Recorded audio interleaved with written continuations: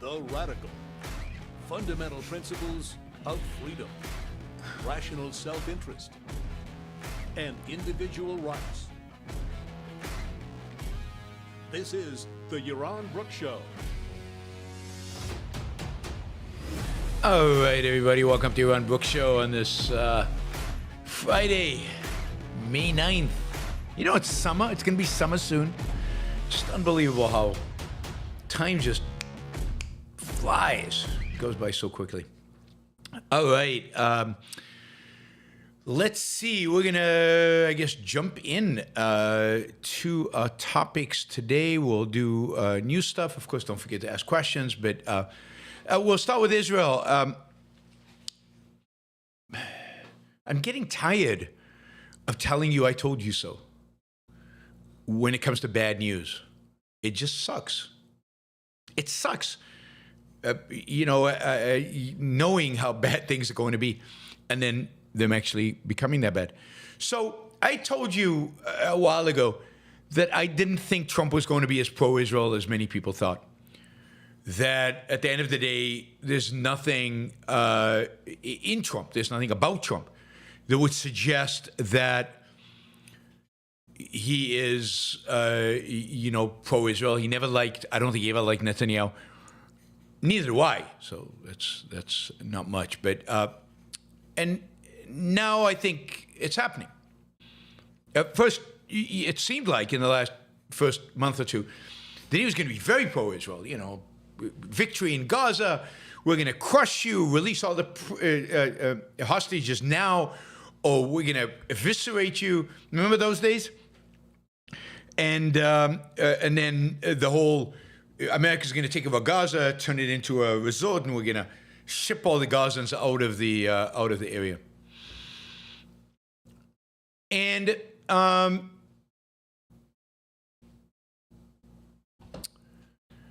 that lasted for a while, but then he was also tough on Iran. Everybody thought, and I said, he's not going to be tough on Iran. He'll want a deal. And that's what's happened. So, and I said, early on, I'm just documenting all the things I said, right? I forget the things I say wrong. I said, the Saudis, they're the ones who are going to dictate policy. They're the ones who are going to tell Trump what his Middle East policy is going to be. Well, anyway, we're now in the midst of, significant negotiations between the Trump administration and Iran towards some kind of nuclear deal. Trump has even suggested that he would be open to Iran maintaining a civilian nuclear program where they actually refine the uranium themselves. Something that he had suggested they could never do and it would never be appropriate. Well, that was just a negotiating stance. Trump is also, Trump himself is on his way, or going to be on his way later this month, to a visit in the Middle East, focused primarily on Saudi Arabia. Remember, the first foreign visit Trump made in his first round was to Saudi Arabia. Well, the same here, to go dance with the princes. And, he is going to the Middle East. He's going to Saudi Arabia, not going to Israel. Not going to Israel. And indeed, the story is that he will finalize a deal with the Saudis in Saudi Arabia to provide them with the technology to build civilian applications for nuclear power. Now, in the past, under Biden, and I think originally under Bush, the United States was willing to do that if Saudi Arabia recognized Israel as a state, recognized its right to exist, and had diplomatic relations, just like the Abraham Accords.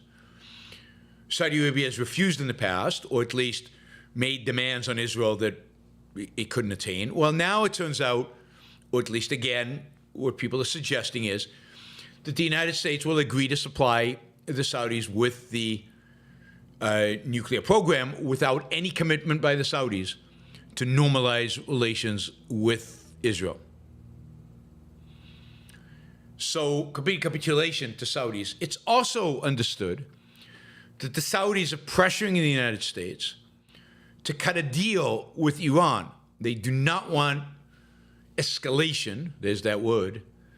They don't want military action to get rid of the Iranian nuclear program. They want a deal.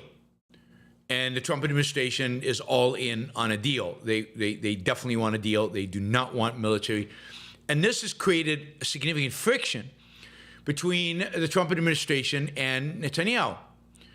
Netanyahu has always said, a deal won't do it. We have to just go in and destroy the nuclear facilities, and actually had a plan, and Israel was going to do it, and the Trump administration told them no.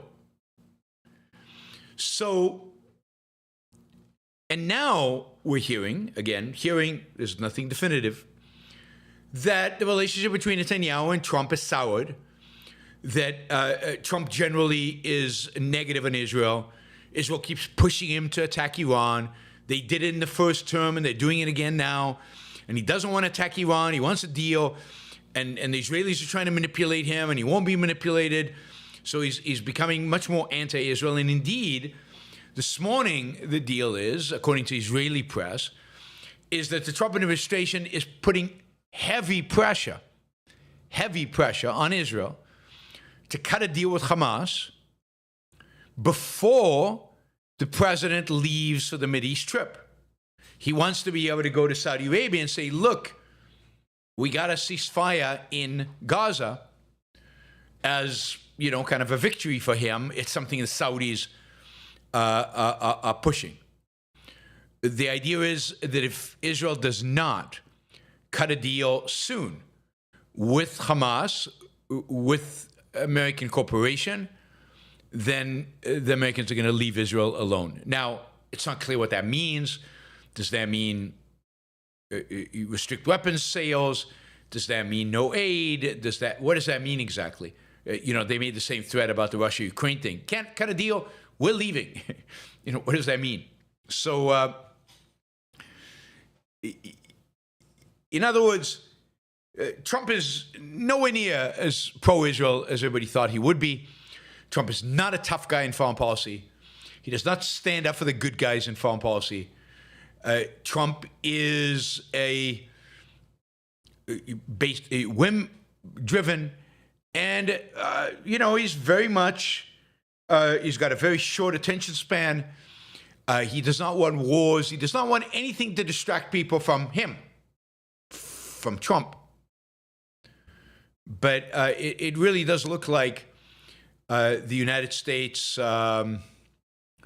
The United States is backing away from its support of Israel, certainly backing away from its support for military action in Iran, and backing away from really Israel crushing the Palestinians. The other part of this is that, the U.S. administration, the Trump administration, is putting another pressure on Israel.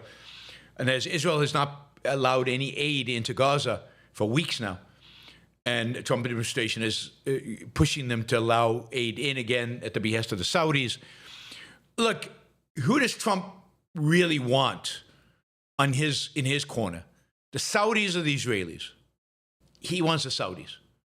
Saudis have more money. He can build a Trump Tower in Riyadh. The Saudis have given $2 billion to Kushner for his private equity fund. The Saudis are his kind of people. He's an authoritarian, MBS, but they promised to invest in the United States. It's a whole big thing. You bet that in Trump's visit to Saudi Arabia, the Saudis will say, we're going to invest $1 trillion in the United States over the next 10 years because of Trump. I bet you that's what they say. He likes the Saudis. He doesn't like the Israelis. The Israelis are kind of pushy. They're focused on their own self-interest, don't have a lot of money, not like the kind of money the Saudis have. He's not going to build a Trump Tower in Tel Aviv. There's no... in his first term, he had Jared Kushner there, who I think is genuinely very pro-Israel. There's nobody around him who's genuinely pro-Israel. So he is much more likely to support Saudis. Oh, and finally, of course, Saudis have oil. And one of Trump's promises was gasoline prices coming down. The Saudis control that. They've driven oil prices down. They've increased supply as demand has shrunk. And gas prices are down, no question. Trump fulfilled his promise. Oil companies in America are not that happy about it, but gasoline prices are down because of the Saudis. So he loves the Saudis. He wants a good relationship there. Why do the Saudis need nukes? They don't need nukes. The Saudis want civilian nuclear power. Saudis are planning ahead for the day where either they run out of oil, at some point they will, or the world demand for oil has gone down a lot. They would like to diversify their economy. As part of that, they would like to diversify their energy sources. Now, you'd think in Saudi Arabia, of all places, they would go all in on solar. I mean, it's always sunny in Saudi Arabia. Much more sunny than Southern California. So you would think they'd go all in on solar panels, but the Saudis are too smart. They know where reliable energy comes from, and that's nuclear energy. They're also very ambitious. So this is a shift to the Saudi section. Saudis are very ambitious. They would like to create, they're building all these crazy cities. They would like to create a tech Silicon Valley in Saudi Arabia. They don't understand that you need freedom for that, something they don't quite allow. They want to become a major hub. It's still true that 60% of their economy or the revenues for the Saudi government come from oil. The rest, I think, these days, Saudi Arabia has become this tourist hub. It's a big tourist place, a lot of beautiful resorts on the Red Sea. And so Saudi Arabia has become a big touristy place. But they would like to diversify it. They would like to have more tech, primarily. And they're building this very long city. Have you heard about this long city from the Red Sea into the desert? And they think that the easiest way to power all these ambitions is going to be nuclear, right? Going to be nuclear. So that's why they want nuclear energy. Now, I think they also realize that if they have a nuclear power plant, if they build a nuclear power plant, they might gain the knowledge, the skills to one day build a nuclear bomb, because they're afraid of the Iranians getting a bomb. And they want to make sure that they have a bomb as well one day. And I think this is a little step in that direction of Saudi Arabia getting a bomb, ultimately getting an actual nuke. They would claim to protect themselves from the Iranians, but also they would love to have a nuke to hang over the Israelis, right? The Israelis have nukes. So it appears Trump is going to sign a civil nuclear agreement on his visit.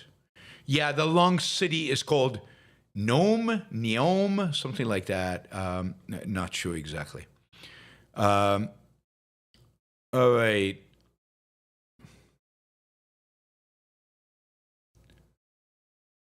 So, we will see. I mean, what they would like, I think, is to be able to enrich in uranium so that one day they would be able to build the bomb. Now, Saudi's interesting because Saudi Arabia is going through this process of change. On the one hand, it remains a monarchy. It remains a place where all the power is concentrated in the hands of, right now, one person, the crown prince, the number two in the kingdom. The king is old and does not exert much power. The real power is with Mohammed bin Salman, MBS for short, who basically runs the kingdom. Now, when he was young and brash, 10 years ago, he did things like, slaughter a journalist in Turkey, basically having his people rip him to shreds. He started a war in Yemen with the Houthis, who we're now familiar with. And he was very, aggressive. and maybe needed to be so, given the power structure in Saudi Arabia, in order to, establish his control. But today, he basically controls the entire country, and he is very much focused on trying to diversify its economy and trying to make it ultimately a technology leader. I think Trump is also going to teach them how to do meme coins. I mean, it's free money, meme coins. You just put out a meme and it goes up in value, and you sell and you become a gazillionaire. Now, as part of this, right, MBS has liberalized his country somewhat. Like, women, not that long ago, were not allowed to drive, could not travel, could not leave the home without a male companion. A lot of that has gone away. Women can drive now. They can travel alone. You go to Saudi Arabia, and I've seen pictures. I haven't been there, where women are hanging out, and it's moving in the right kind of direction. There's still an absolute prohibition on criticizing the monarchy. There's still an absolute prohibition on criticizing Islam. There's an absolute prohibition on being an atheist, but it's a little bit more liberalized. And if you think about the fact that in the days, after 9/11 or before 9/11, Saudi Arabia was the largest funder in the world of Islamism. It was establishing schools all over the world on radical Islam, on Wahhabism, on the worst kind of jihadism. In Pakistan, in Europe, in Afghanistan, they funded Al-Qaeda, they funded the Taliban, they funded the madrasas in Pakistan. A lot of that has gone away. A lot of that under MBS has gone away. Indeed, the Wahhabis, who used to share power in Saudi Arabia with the Saud family, have been marginalized. And, he seems to be making an attempt to, I wouldn't say secularize, but move away from an extreme, some could say consistent, but an extreme interpretation of Islam. It seems like he's trying to move towards, call it moderate Islamic view, like some more secular countries around the Middle East.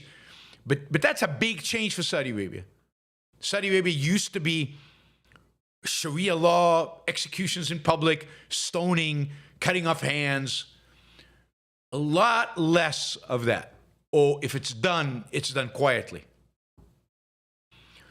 He's also trying to establish Saudi Arabia as a voice for peace. He's considering relations with Israel. They were helpful for the cause of preserving Hamas or whatever. But they're supposedly helpful in some of the Gaza stuff. They helped Syria's new government. They're trying to be a leader in the Arab world. And they're trying to improve their relations with the Western world and trying to get Western investments, Western business, and everything else while they're doing all of this. Women, for example, now are part of the workforce. They're part of the labor market, which didn't exist in the past, which is a big step forward. So it's going to be interesting. You can now go watch movies in Saudi Arabia. You can watch rock or pop concerts in Saudi Arabia. You couldn't do that a few years ago. So slow movement in that direction. They're building Neom. Neom is going to be the size of 20 Empire State Buildings laid out, along a line. It's going to cost $900 billion. Probably more than that. So here's this thing, though. Saudi Arabia is in debt. And it can't finance the building of a Neom and all the other ambitious projects it has when oil prices are at 61. It's really struggling. It's got a lot of debt. It's got financial issues. It's still got this cash cow, the oil, but it's overly dependent on it, and it's $61 a barrel. It just doesn't pay for everything MBS wants to do. He needs oil at somewhere like 92. But what Saudi Arabia has discovered is it can't get that price if it limits supply. If it tells OPEC to limit supply, OPEC members cheat and they take market share from the Saudis. So now they've opened the spigots and they're selling on world markets. I think their attempt is to drive a lot of the U.S. production offline, so prices will increase. And I think they're patient now and waiting for the world economy to recover. He'd like a deal with Trump. He'd like to be able to develop nuclear programs, but he needs another source of revenue other than oil, and he can't afford to throw money away at the rate he is, or to invest. I guess some of it's investment, a lot of it's white elephants. He needs to liberalize the economy. He needs to figure out how to let private entrepreneurs do the work. He needs to learn from the lessons of history about capitalism. Saudi Arabia is very centrally planned as a consequence. Really, it's in, I think, it's not in financial trouble yet, but at the rate it's going to be in financial trouble. Anyway, we'll talk more about Saudi Arabia because Trump is going there, and we'll play the video of him dancing with the princess. It's always fun to watch. It's very entertaining. Very entertaining.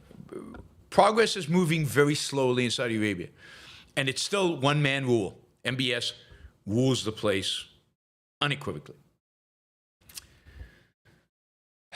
All right. Well, the one thing people said when Trump was elected, that at least this was good, and they were very supportive of Trump in this one sense, in this one regard. They said at least taxes were not going to go up.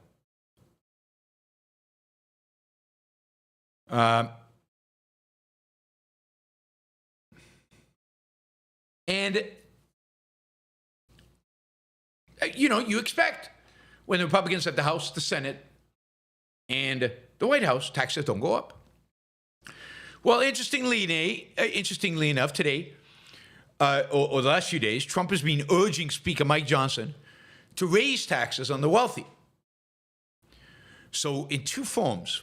There's this massive package going through Congress, and there are a lot of tax cuts that Trump wants, extend the existing tax cuts, plus eliminate taxes on tips and on Social Security benefits and maybe some other things, and make your interest on your auto loan tax deductible. That's going to change the world. And the problem is, how do you not grow the deficit? How do you not explode the deficit? Well, they were thinking of all kinds of ways how to do that by cutting spending, but nobody wants to cut spending. When it actually comes down to it, DOGE has been an absolute failure, and the attempts at Congress to cut spending have also failed. So Trump has two ideas of raising taxes. Neither one of these is going to raise a lot of revenue, but still the idea. One is to raise the top tax rate on the highest earners. So to raise taxes on wealthy Americans from 39.6 to 43.4. Right? And on top of that, to close what's called the carried interest loophole. This is the ability of hedge funds to take a lot of their earnings as capital gains at the lower tax rate rather than as income. And the idea is to shift it from to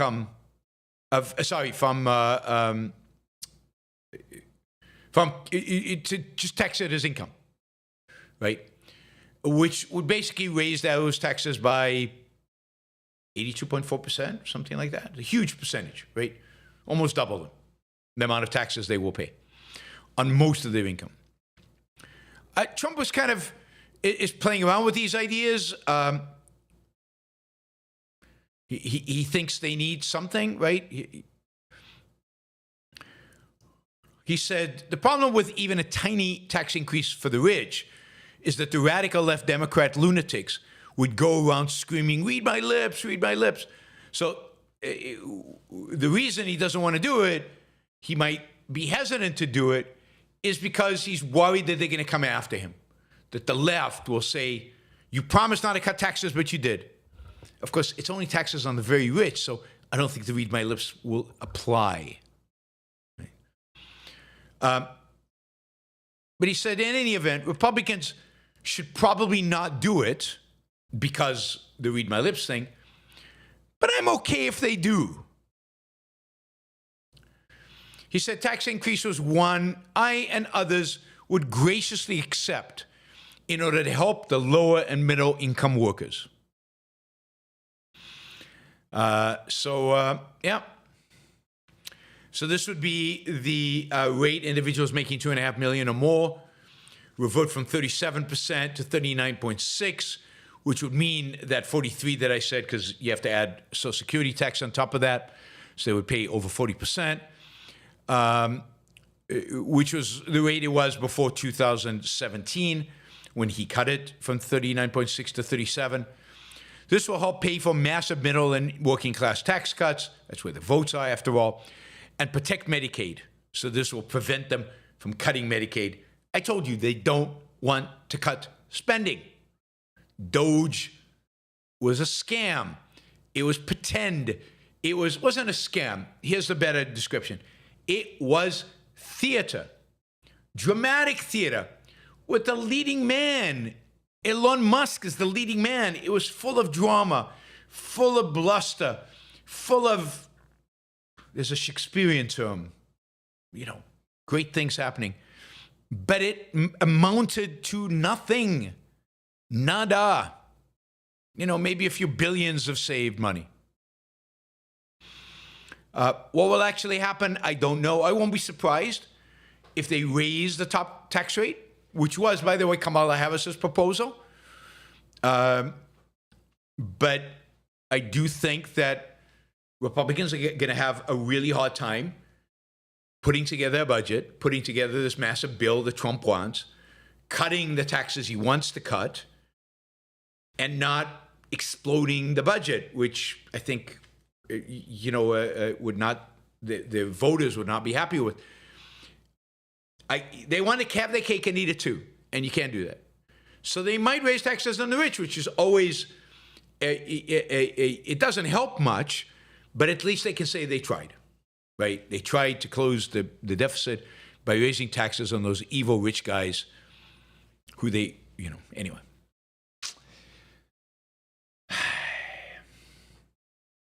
Oh, talk about taxes. Let's talk more about taxes.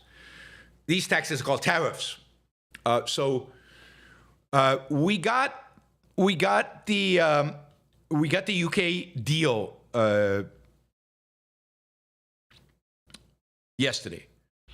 It's kind of funny. Somebody tweeted this. This is kind of good. Laser focused on reducing prices for everyday Americans from day one, the president has struck a deal that will lower the price of Rolls Royces, Bentleys, Jaguars, Aston Martins, Range Rovers, and Minis. No other consumer product received carve-outs. So people are very critical of this deal with the UK. It basically keeps the 10% on. It doesn't do anything to eliminate the 10%. All of us still continue to pay 10% on everything that comes in. It basically shows the world and shows Americans that Trump isn't using the 10% to negotiate. He just loves tariffs, and 10% is the new standard. Remember, too, the UK, we had a trade surplus with the UK. They bought more from us than we from them. So what was the point? It never made any sense to have reciprocal tariffs with the UK. They were super low to begin with. Why is the 10% stayed in place? Because he loves tariffs. There's just no other reason, no other excuse. Now he carves out an exemption for automobiles. Why? Well, I mean, GM, Ford, and Stellantis, what used to be Chrysler, are not happy about that. They blasted the deal, saying it would harm U.S. auto sector. Yeah, increase competition. They don't want that. Quote, under this deal, it will now be cheaper to import a UK vehicle with very little US content than a USMCA, that's a Mexico-Canada vehicle, compliant vehicle, from Mexico, Canada, that is half American parts. This hurts American auto workers, suppliers, and Anyway. It's just a travesty. And basically, everybody's attacking it, even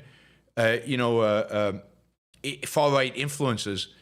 Here's Eric's, what's his name? Eric Erickson? It's actually a pretty shitty deal with the UK. First, they told us the 10% tariff was just a baseline for negotiations to get to free trade deals. Now, we're being told the 10% tariff for keeps. That's just a tax on the American people. Yeah, it always was. There's never any reason to support anything Trump has ever said on tariffs. There's never been a reason. None. Nada. Anyway, the UK deal was a disaster. It raises costs for Americans, except for those luxury cars. And it is good. It was a decent deal for the UK. Not a great deal, but a decent deal for the UK. They got to lower their tariffs on our stuff. Their consumers are better off as a consequence. We are screwed. They're better off. Now, more important than the UK deal is the big one, which is with China. And the first negotiations between the US and China are going to happen this weekend on Saturday in Geneva, in Switzerland. It will be led by Scott Bassett, the US Treasury Secretary. He emphasized, by the way, in going there, that Navarro would not be at the negotiations. Why is he in the White House then? Anyway, it will be between US Treasury Secretary Scott Bassett and Chinese Vice Premier He Lifeng. And the US would like to get tariffs below 60% as a first step. I mean, the reality is that 145% tariffs, in spite of what Trump is telling us, oh, we're saving $1 trillion. The people around Trump are not that dumb. They know this is massively destructive to American companies, and we're not saving anything. We're destroying small and medium-sized businesses. The problem is, so they would like to get it down to under 50%, to around 50%. A 50% tariff is one that big American companies can probably absorb by raising prices, maybe cutting expenses, and maybe cutting profits a little bit. It's still one that is going to bankrupt small businesses. They can't handle it. But who cares about them? They don't pay $5 million for dinner with Trump. They don't pay $1 million for the inauguration fund, and they're not buying Trump family meme coins. China's probably going to give up, claim, they always claim, or commit, but it's not worth much, to reduce export of the chemicals that you need in order to produce fentanyl. So they'll clamp down on that. They keep holding that as a card to use against the U.S. So that's probably what we're going to get from a deal with China. Still very high tariffs, 50%, which means significantly higher prices in the United States, but at least fewer shortages. And maybe something on fentanyl, something that Trump can declare victory on the fentanyl front. But look, I think China's going into this much stronger than the U.S. It has raised tariffs to 125%, but then excluded most products from those tariffs. It has no interest in screwing its own businesses. It has no interest in screwing their own consumers. They will squeeze America where it hurts. They had no interest in this trade war. This is a trade war initiated by the United States. And I think that they will let, they will let the U.S. Bury itself. So it's going to be really interesting. But whatever happens, one thing is guaranteed. Besant will come back from Switzerland declaring victory that Trump is a genius. And, see, the tariffs made sense after all. And all MAGA will say, yeah, not just MAGA, some people on this chat, on my thing. Yes, Trump is God. I mean, only Trump could have cut a deal with China that was this good. Anyway, let's see. All right, some different topics. This was an interesting article that I found that I thought was interesting. I didn't an article I didn't expect.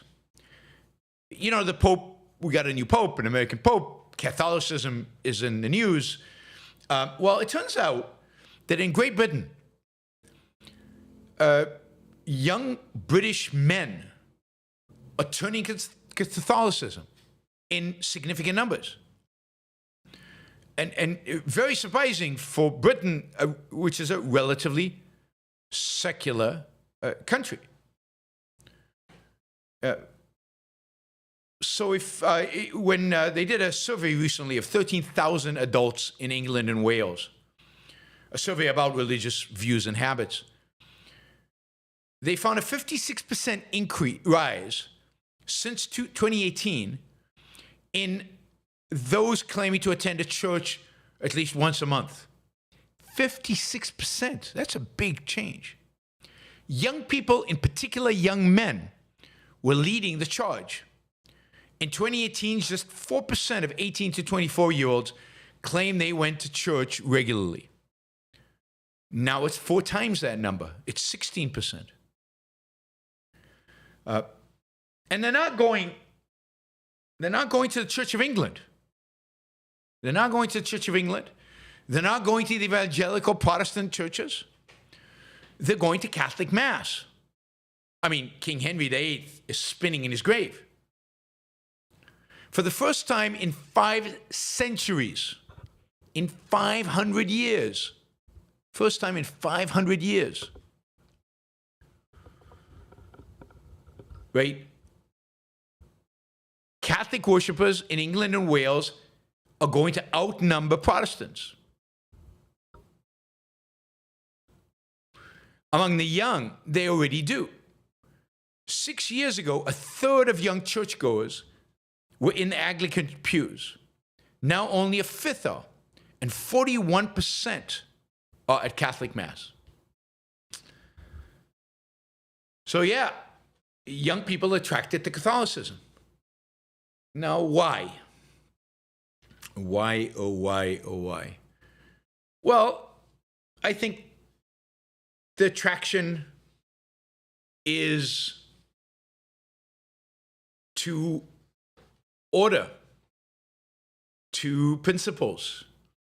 I mean, devoid for reality, but principles nonetheless. To morality. I mean, Leonard Peikoff in Dim Hypothesis argues that the left's ideology is not sustainable. The disintegration of modern society is not sustainable. People want answers. They want a system. They want integration. They want an integrated system of thought. Now, Leonard, in his benevolence, said in Dim, it will never be Catholicism that they're attracted to because of the sex scandals. It turns out the sex scandals are not that big of a deal for most people. priests abusing young kids, no big deal. They're turning to the Catholic Church. They're turning to religion. And, one of the reasons they're not turning to the Church of England is the Church of England has gone so woke, so left. And we know that the right is very strong among young people. And those young people are going to be attracted to a church that reflects the values of the right.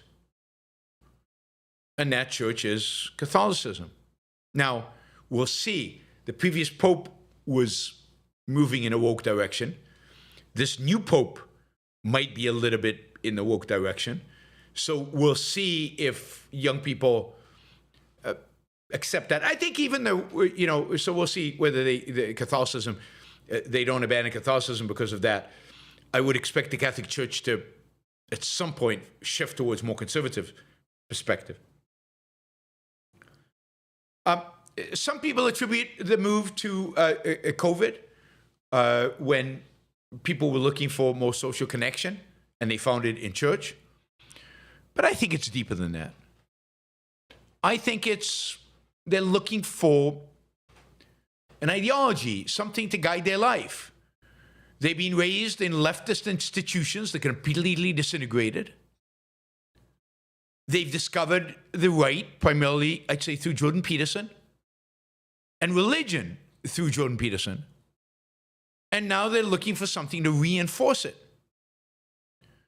There are also a number of Catholic influencers who have big followings. There's a Bishop Robert Barron, who is a founder of a Catholic media organization, and Father Mike Schmitz, who's a podcaster and campus minister. Both of these have amassed hundreds of thousands of followers on social media. And Bishop Barron, and here you can see the appeal, celebrates a new, quote, macho Christianity, where men can be heroes. Young men are looking for values. They're looking for opportunities to be heroes. They're looking for a moral code, something, as Jordan Peterson tells them, greater than themselves. In this article, they quote Graham Greene, a novelist who was Catholic. And for him, the Catholic faith was something fine and hard and certain, however uncomfortable, to catch hold of in the general flux. So looking for tradition. Right? So, this is the future. The future's Catholic. J.D. Vance, Josh Hawley, politicians, intellectuals, Vermeule at Harvard, Deneen at, what's the college, the Catholic University in the Midwest? God, it's on the tip of my tongue. Play football. Anyway, you know what I mean. You've got these intellectuals. Catholicism is more intellectual. It's more rigorous. It's more clear. It's hard. It's certain. Notre Dame, thank you. Young men are going to Catholicism. It's just mind-boggling. Women are still generally, in the Western world, in the US, in the UK at least, in the Anglo-Saxon world, are still focused on, are still attracted to the left, to the wacky left. But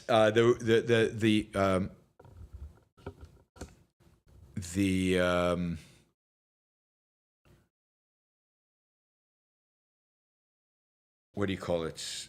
Men going to the right, and with it to religion. One second.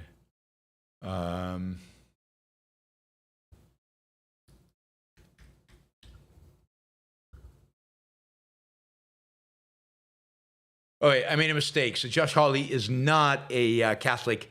he is a Calvinist. A Calvinist, which is in a sense, what's a Calvinist? A Calvinist is somebody who takes Augustine seriously, and in some ways is more Catholic than the Catholics. More Catholic than the Catholics.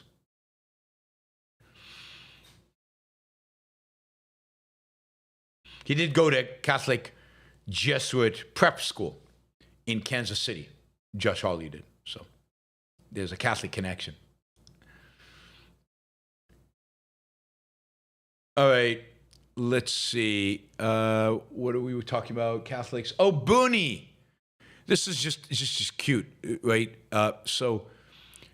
Bernie's on this TV show, and he's being asked, your climate change and all this. He's on Fox, and he's being asked, climate change, all this. You fly around in a private jet, and he's like, you think I should wait online at United?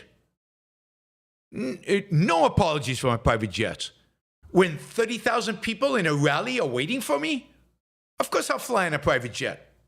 I'm not going to apologize for flying in a private jet. So Bernie, who has, 2 or 3 homes, flies on a private jet to campaign rallies where he spouts anti-private jet ideology. Doesn't bother him one iota. It used to be. I don't know. Did JFK fly on a private jet? I don't know. When he was campaigning. At some point they didn't. Horse and buggy,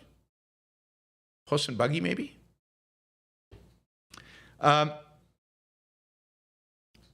Yep. Bernie is something. So Bernie, AOC, the stars of the Democratic Party, they are, we're not going to stop flying in private jets. Oh no. Private jet's good for us. Not good for you, but good for us because at the end of the day, to quote Animal Farm, all animals are equal, but some animals are more equal than others. And Bernie's one of those animals that are more equal. All right. Where are we? Oh, yes. This is good news, bad news, right? So I've talked about this in the past. Really, I think the only thing positive to come out of COVID was the mRNA vaccine. Not only did it save the lives of millions of people who took the vaccine during COVID, but it accelerated the research and the use of mRNA vaccines for all kinds of other diseases. Moderna, which had originally been founded to use mRNA vaccines for cancer treatment, but never had the capital to actually go all in, never managed to be successful doing it. And what COVID was very profitable for Moderna. They got the capital and they've been investing heavily, and the same with other companies. They suddenly saw what mRNA vaccines can do. And now we have real promise of mRNA therapies, potentially extending life and maybe curing pancreatic cancer, which is one of the cancers that without this, you're finished. I mean, there is no cure. And several other cancers that we've talked about can be treated with mRNA. There's even now the potential of using it for a host of genetic and chronic diseases like type 1 diabetes and multiple sclerosis. There's a lot of promising research. I mean, this is a technology, and really it is a technology for, entering the cell and reprogramming RNA inside the cell to produce proteins that can fight these various diseases and cancers. So using our own body, stimulating our own body, just like a vaccine does, to fight the disease or the thing that is causing us to have the disease. But So it is a truly amazing technology that be great if we embraced and we ran with, and we encouraged pharmaceutical companies and biotech companies to invest in and produce. But instead, to some state legislators out there in the heartland, mRNA therapies are, quote, weapons of mass destruction and a, quote, public health threat. They argue the vaccines are untested and unsafe, untrue on both counts. They've been tested and they're safe. They're going to be pumped into the food supply to, quote, mass medicate Americans. These are people at the state legislatures. These are MAGA crazies. They're now crazier than the environmental left. RFK, the nation's top health official, I would remind you, had falsely called mRNA shots the deadliest vaccine ever made.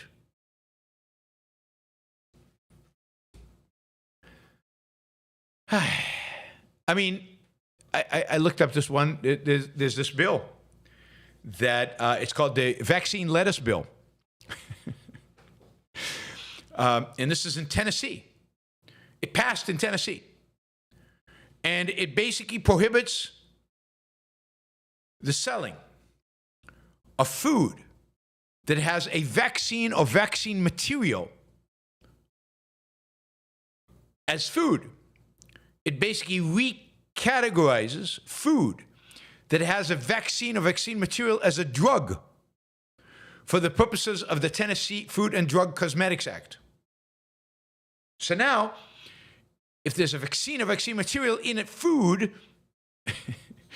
it's not food anymore. It's a drug. Now, the funny thing is, one of the many, many funny things about this, sad as well, is that there is no food with vaccines in it. And indeed, one of the senators asked, does the sponsor know of any instances of there being food offered in state of Tennessee that contains vaccines or some kind of retail or public forum? No, I do not know any specific examples. But certainly they're developing this process. And actually, Congress has actually dealt with this, This is a process that's being developed, edible vaccines, transgenic edible vaccines. I don't know if such a thing exists, but these people are nuts. So MAGA controls a lot of state houses. Who gets involved in politics? Crazy people. Crazy people. Anyway, I don't know. I guess I hope that for the sake of developing science, you know who's going to develop mRNA vaccines? You know who's going to go all in on mRNA science, on mRNA cures for cancer and everything else? I'll tell you who's going to go all in on it. China. I'm starting to have a sense that China has more respect for science and technology than right-wing Americans. By the way, while this nuttiness is happening, Congress has found the time to pass a very, very important bill. A very important bill. You know, they're now voting to take back tariff authority from the President of the United States. They're not voting to increase freedom in any scope of American life. But they have just passed, literally an hour ago, 2 hours ago. They have passed the Gulf of America Act, which will codify into law President Trump's executive order to rename the Gulf of Mexico to the Gulf of America. Notice that they have not done. They have not coded into law the executive action that reduces regulations. They have not coded into law the executive action that eliminated affirmative action. They've coded into law the Gulf of America. Oh, life, human flourishing in America is going to benefit so much from this law. By the way, this law was initiated, was proposed by the great representative from Georgia, Marjorie Taylor Greene. Laser Marjorie Taylor Greene. Oh my God, it is so pathetic. It is so pathetic. I mean, the good thing is this will probably not pass the Senate because they'll need some Democratic votes, and I don't think Democrats will vote for this.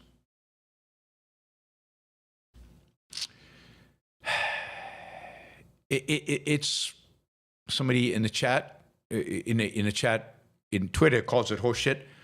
Yeah, this is what they're doing. This is what they're doing. I mean, this country is becoming a clown show, run by a clown, so it should be a clown show. All right. Thank you, everybody. That was the news for Friday, May 9th. All right, a few things to discuss. On Monday, I am traveling on vacation, mostly. Firstly, so it's a 3-week trip. 3 weeks I'll be gone. I'll be going with my wife to Virginia to see a Michelangelo exhibit.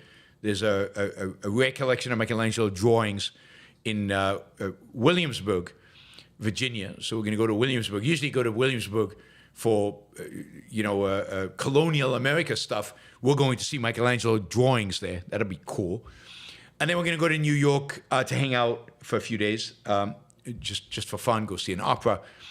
I'll try to do some shows from New York. We'll see how that works, but I'll try to do a couple of shows from New York. Then from there, I fly to London. In London, in the UK, I'll be doing talks at Harrow, which is the private boarding school that Churchill went to. It's at Edwards at Oxford.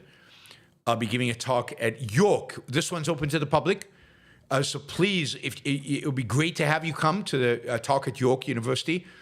They're aggressively advertising this talk. They want a big turnout.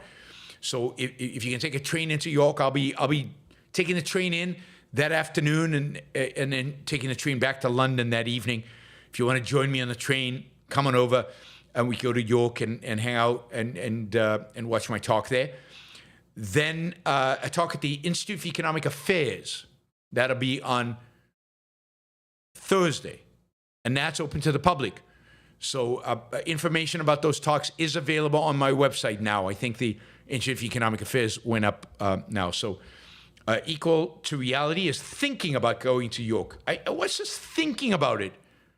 Just go. Just come. Leeds is close. Leeds is not far at all. Right, so please come. And then Saturday, Sunday, and Monday, following Monday, I will be in Hay on the Y or Y on the Hay. I can't remember which one it is. For the Philosophy and Art Festival, Philosophy and Music Festival, where I'll be on 3 panels and giving 2 talks. Then, and this is in addition to my trip, which I was not expecting, I'll be flying to Israel for just under a week to see my mom who is in hospital. So I'll try to do shows from Israel every day. I'll try to do shows from the UK when I can. It's going to be tough because I'm speaking in the evenings. It's Hay on the Y. Hay on the Y. Thank you, Ian. I'll try to do shows from the UK as well. Maybe on off hours that you're not used to, but I'll try to do shows with the UK. So I'll try to do as many shows as I can for the rest of May. But May it's going to be a challenge. Travel disrupts the Yaron Brook show. That is the reality. But we will do what we can while we're traveling. Don't forget, while I'm traveling, doing shows, to use the super chat to support the show, support my travel, support my talks, support all that. And thank you for all the super chatters here. You can still add. We've reached our first hour goal, but we are going into our second hour. We'll probably do a second hour. So please consider adding your support for this show for today, so we can reach our goal of $500 for the show. You can use stickers, you can use super chats, however you want to do it. Also, remind you that I wanted to remind you that you can support the show on a monthly basis on Patreon.com. Patreon.com is probably the best way to support the show because it's monthly, it's regular. Same thing with PayPal. Same thing. You can do the same thing on PayPal. Either way, I'm indifferent. I think for you, Patreon is easier because then it's easier for you to make changes to it after the fact. All right. What else did I want to say yes? Let me just find this. Remind you that Alex Epstein is a supporter of the Yaron Brook Show, is a sponsor, a supporter and a sponsor, and you can access Alex's brilliant content on alexepstein.substack.com, alexepstein.substack.com. You can get talking points on all the issues related to free markets going on right now.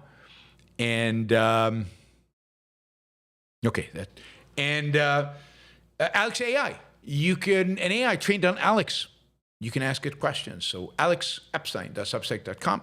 The Ayn Rand Institute. The Ayn Rand Institute next week is having an Ocon 3-day flash sale. Flash sale. From May 13th to 15th. May 13th to 15th. You can get 20% off in-person passes. So from the 13th to the 15th, it's a flash sale. Now, as you know, Ocon is coming quick, July 1st through 5th in Boston, Massachusetts, the world's biggest conference of fans of Ayn Rand and her philosophy, objectivism. You'll meet lots of new people, make new friends. You'll attend great talks. You'll hang out intellectuals. You'll play poker. And we got this flash sale, 20% off on the in-person. The code for the 13th, 25, flash 20, 25, flash 20. 20% off on the 25 Ocon 2025. If you want to do Ocon online, if you just want to hang home and stream Ocon, you can get a 10% discount by using the Yaron Brook Show discount, 25 YBS 10. 25 YBS 10.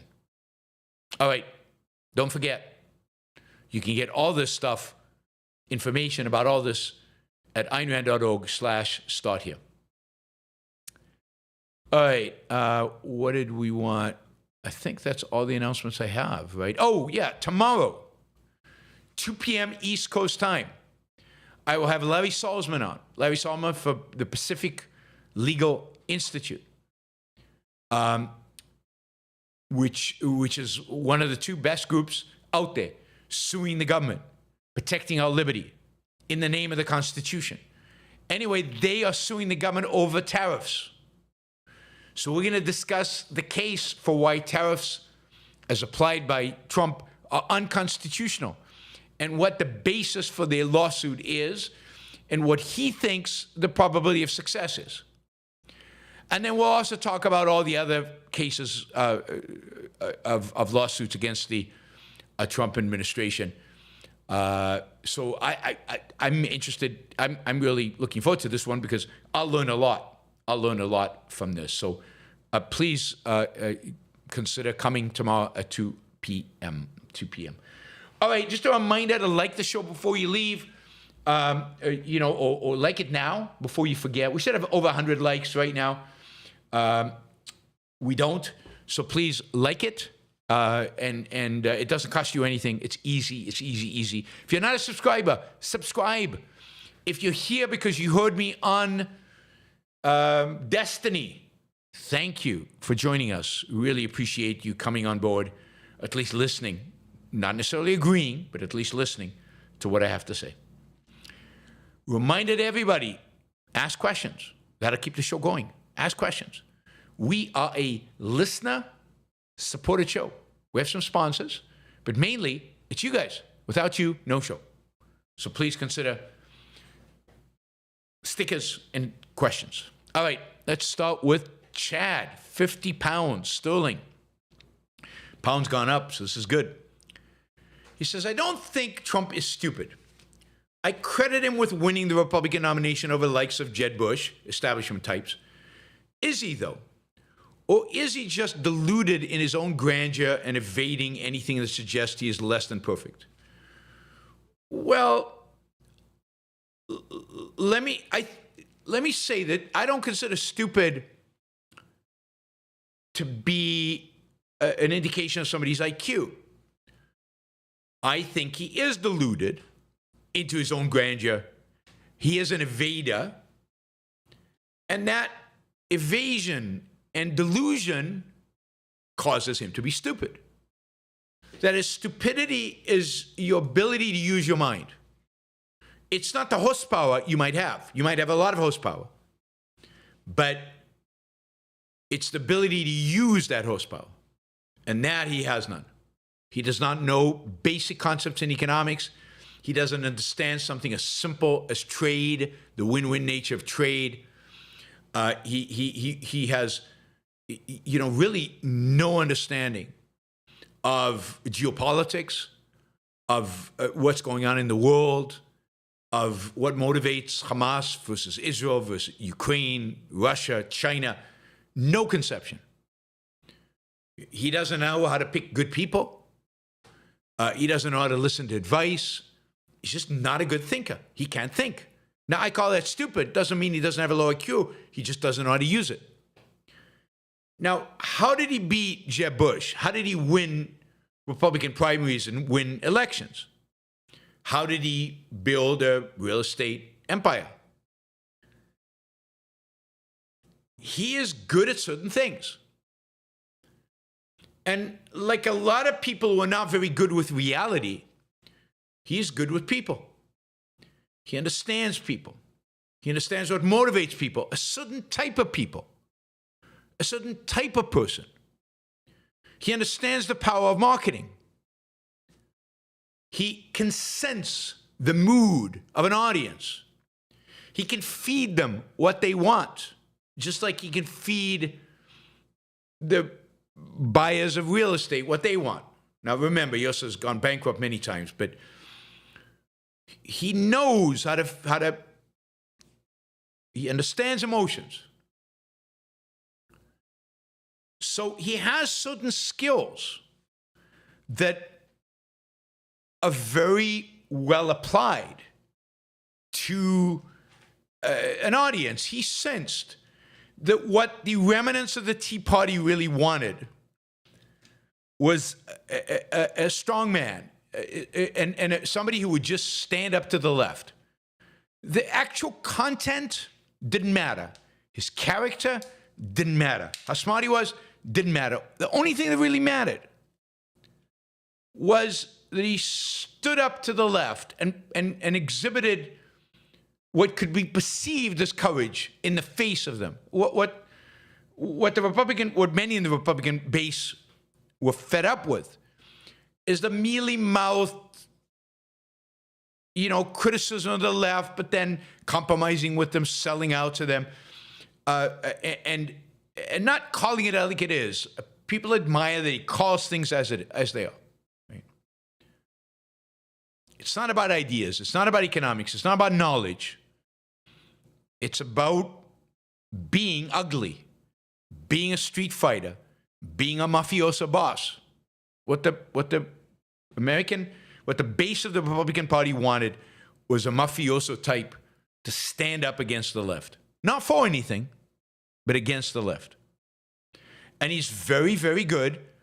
He's very tuned to large audiences. That's why he does so well in his big rallies. He does his best in the big rallies. And what he says often makes no sense. He's gibberish. But he conveys the attitude, and he says enough to connect with them, that's all they care about. So if you understand what I mean by stupid, I think you're stupid. Lucinda says, it's my birthday today, so I'm 20 now. She gave 20 euro. Everyone remember to reach the Super Chat goals today. Thank you, Lucinda. I mean, it's hard to believe, as mature and as knowledgeable as Lucinda is, that she's only 20 years old. So happy birthday. Looking forward to having you hanging around my chats, or, and one day, one day she's going to be an intellectual, I think, and she's going to be teaching some of the classes and doing podcasts and stuff, and look forward to listening to to wisdom coming out of Lucinda's mind. So congratulations. Happy birthday. Eric, can an objectivist lawyer with moral objections to many of our criminal laws morally accept a job working for a state as a prosecutor? Doing so would mean enforcing non-objective laws. I think the answer is yes, but it would be hard. And it is hard. I know objectivists have done that.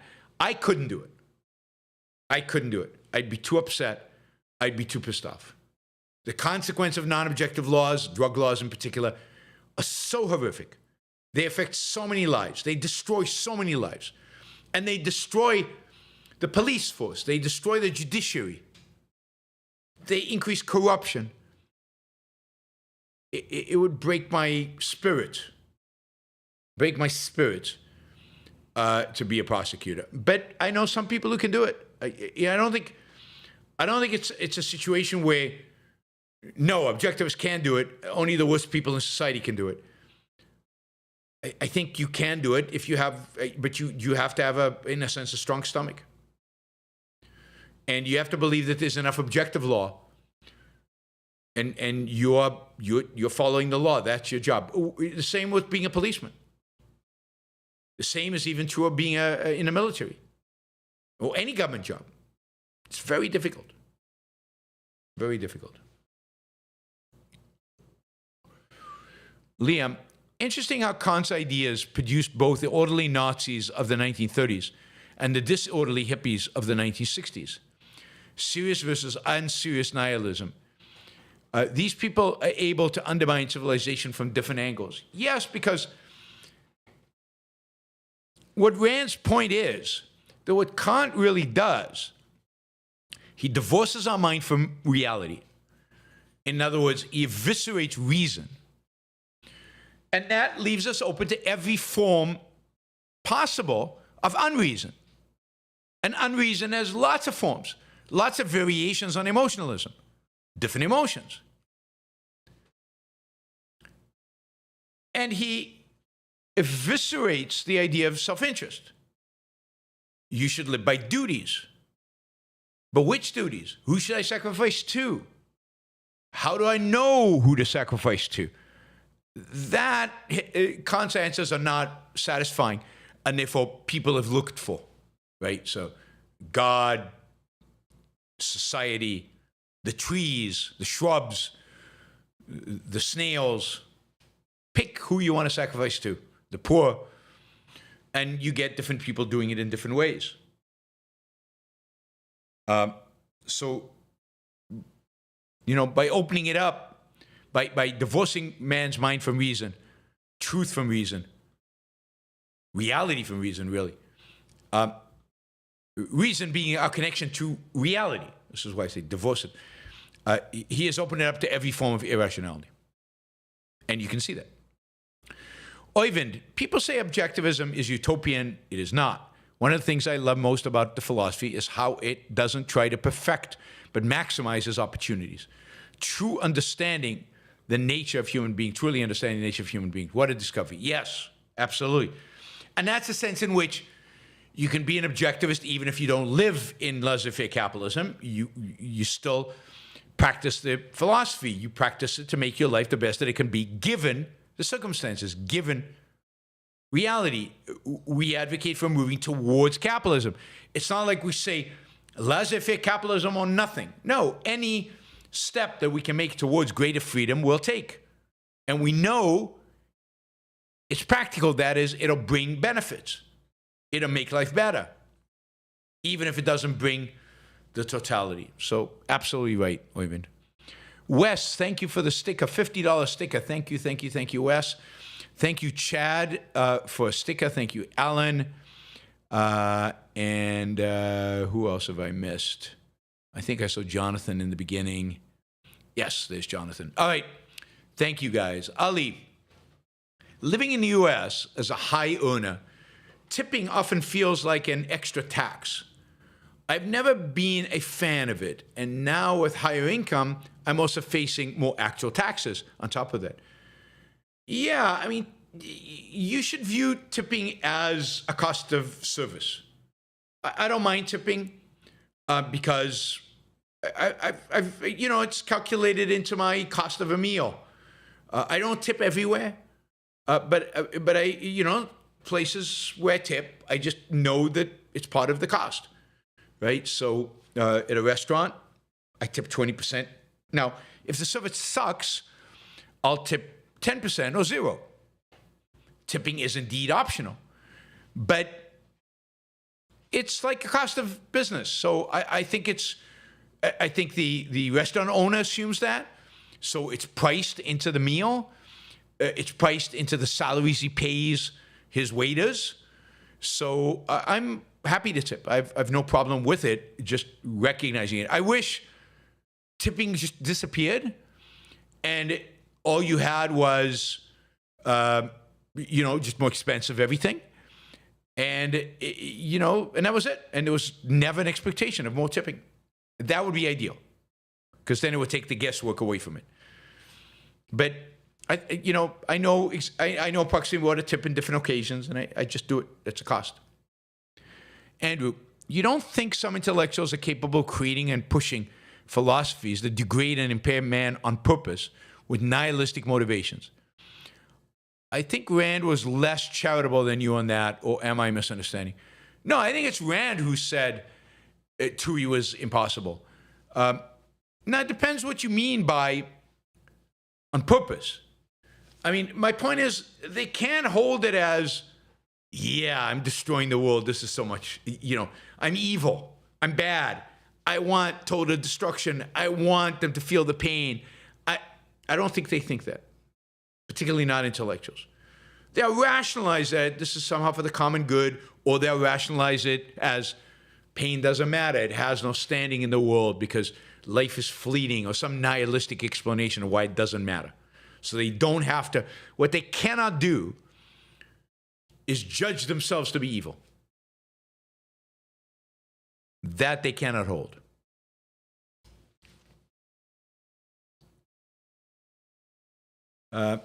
Andrew, how do you contrast a rational, benevolent sense of life with the notion of life as the Garden of Eden? I don't know what you mean by the life as the Garden of Eden, right? Rational, benevolent sense of life just means that I'm capable of, and if I do a good job, reality will provide me with the fruits of my labor. That is, that I can work and provide for myself, I can take care of myself in reality, in the world. It's people that might interfere with that ability, but me, reality, I can handle that, I can deal with that, and I can prosper with that. Life as the Garden of Eden is life as passive, as reality will take care of me without any effort. In the Garden of Eden, man does nothing. He tends to the garden. But there's no productivity, there's no production, there's no productiveness, there's no rationality, there's no real engagement with reality, there's no entrepreneurship, innovation, using your mind to change the world in order to make your life better. There's no making your life better. There's complete and utter passivity. You're an animal in the Garden of Eden. You're not a human being. So that's the difference. Graham St. Godard. Best way to introduce Ayn Rand and her ideas to a romantic partner that has the typical left-leaning views on the culture. Give them the Fountainhead. Have them read the Fountainhead. I think that is the best introduction to somebody like that. I think they'll enjoy it. They'll enjoy the story. They'll enjoy the artistic integrity aspect of it. And hopefully that'll hook them enough to then get them to read Atlas Shrugged. But Fountainhead should be the beginning.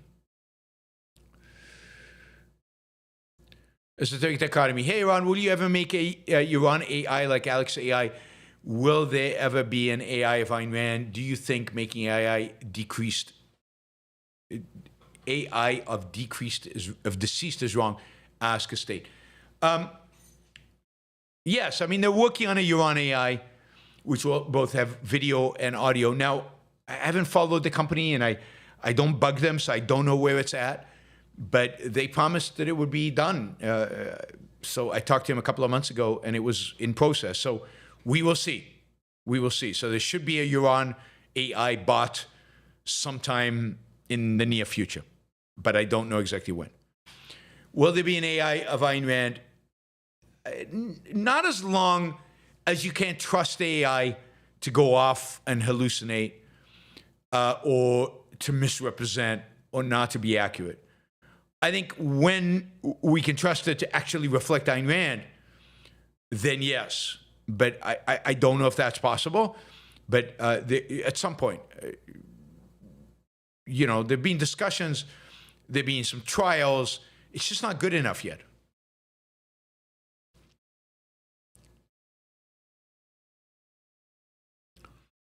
Yaron AI might threaten the super chat. Not if, in order to ask Yaron AI a question, you had to pay it. It might be an expansion of the super chat without me putting any work into it. Right? So imagine I created Yaron AI where it had its own super chat. So again, once it's created, I need to figure out how to use it. Right?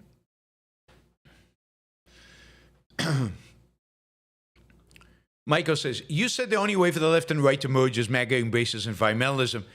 I don't think that's exactly what I said. I thought that was the way it would merge, because I think that environmentalism is the one thing that is more likely for the right to embrace of the left. Michael continues, but MAGA is all about drill baby drill. The only deregulation that's happening is at the EPA.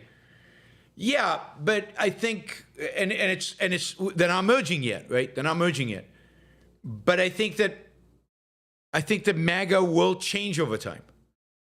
It'll embrace this idea that the Catholics have embraced, right-wing Catholics have embraced, of man's responsibility to take care of nature. Man as the steward of nature. So I think it's going to happen. It might not happen that way. There might be other ways in which they merge. That was the one way I thought it would happen. It hasn't happened yet, but I suspect it will in the future. The left will have to give up on something. The right, it might still be drill, baby, drill, but we protect the planet in some other way, right? So it might be something that you can get both left and right excited about. Michael says, can you debate Andrew Wilson over Trump? He'll debate anyone and has a huge audience. Have him invite me to his show, I guess, and I'll debate him. Sure. I don't know who he is, so I'd have to research him to make sure he's not a complete and utter nutcase. I mean, some people, as you know, I won't debate, but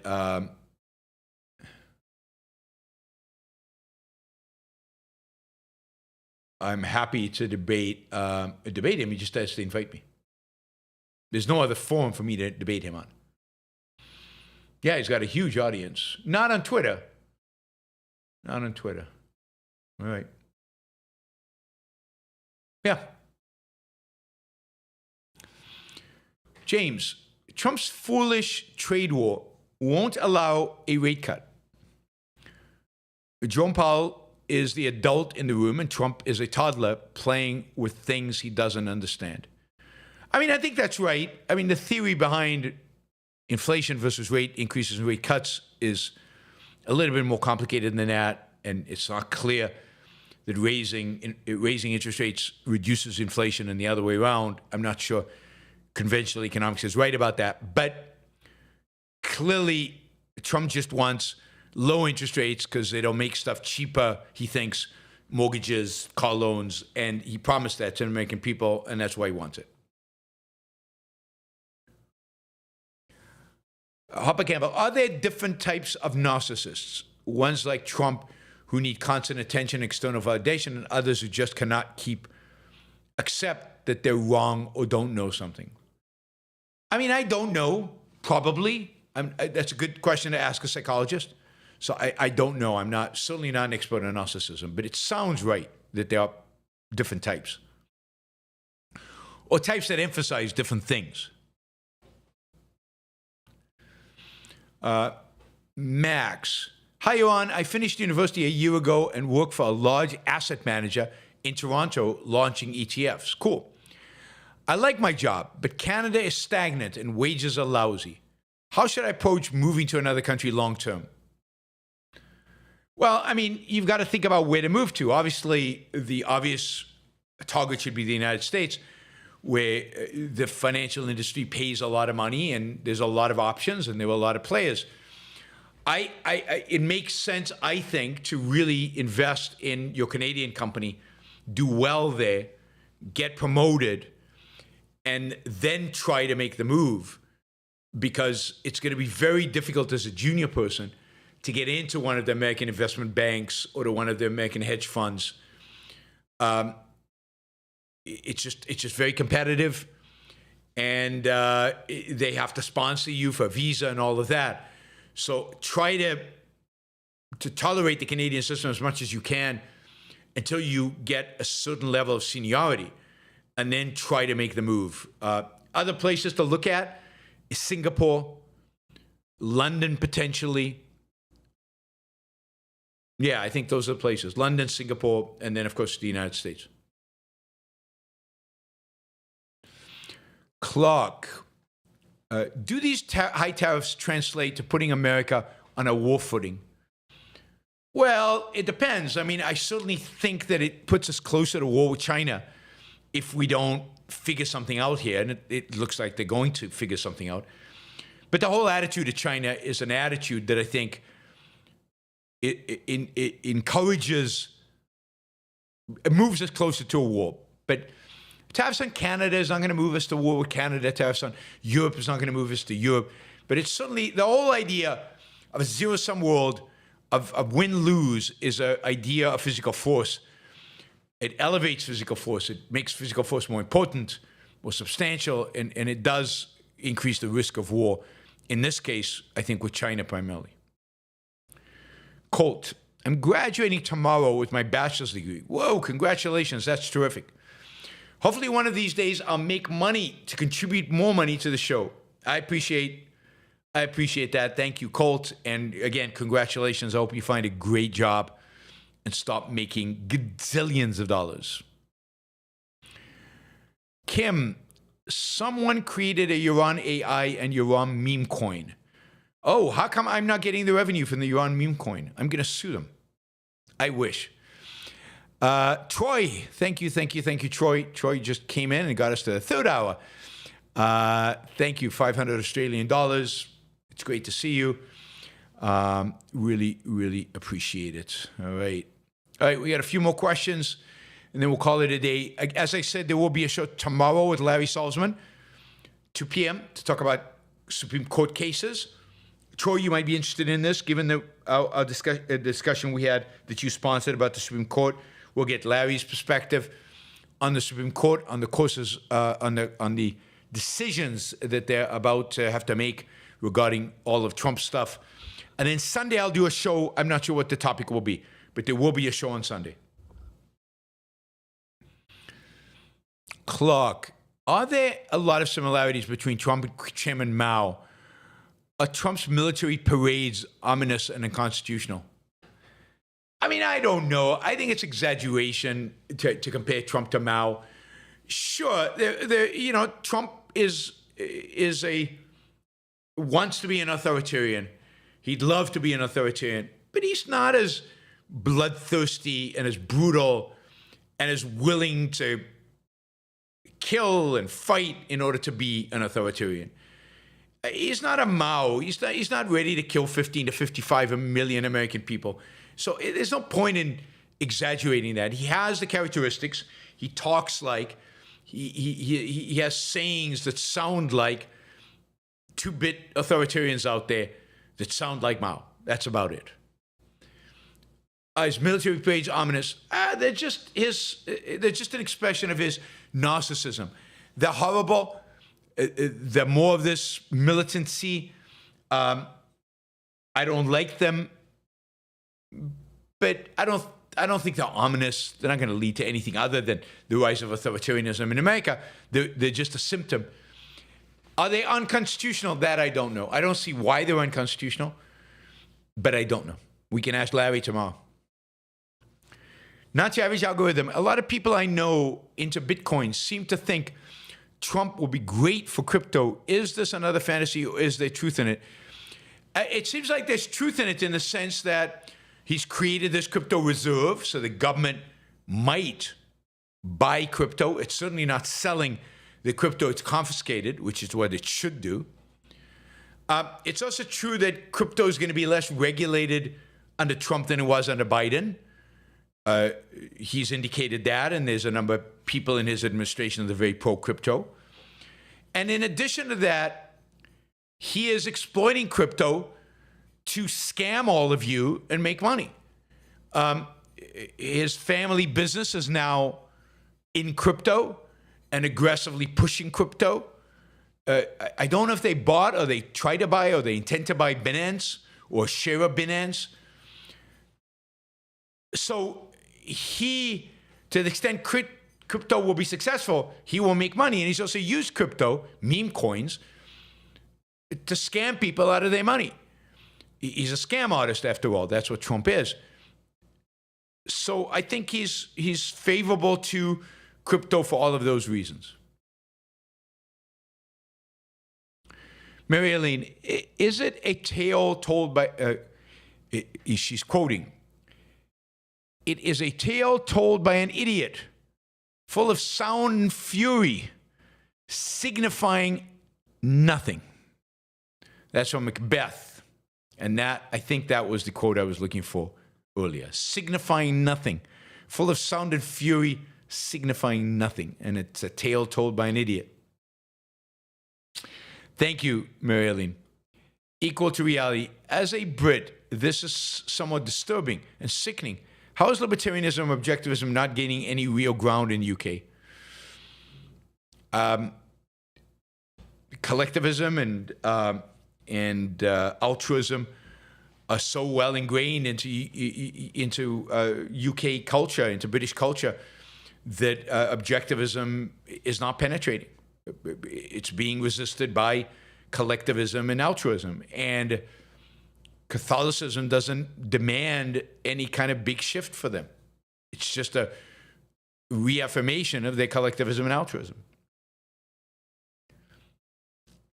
Esoteric dichotomy. If all drugs were legal, could the government police still do something about the fence zombies that shamble around the streets?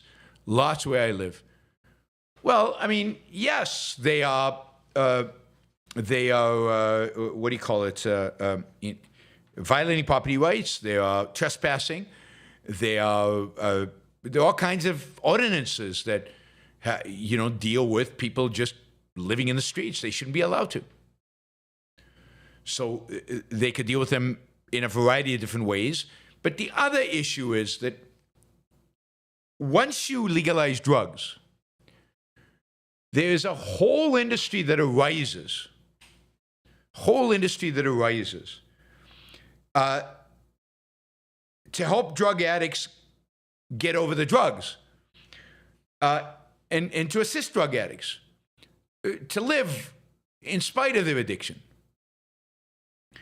And, the incentive is there because now it's legal. You don't have to hide everything. So I think you'd have a lot fewer zombies if drugs were legalized.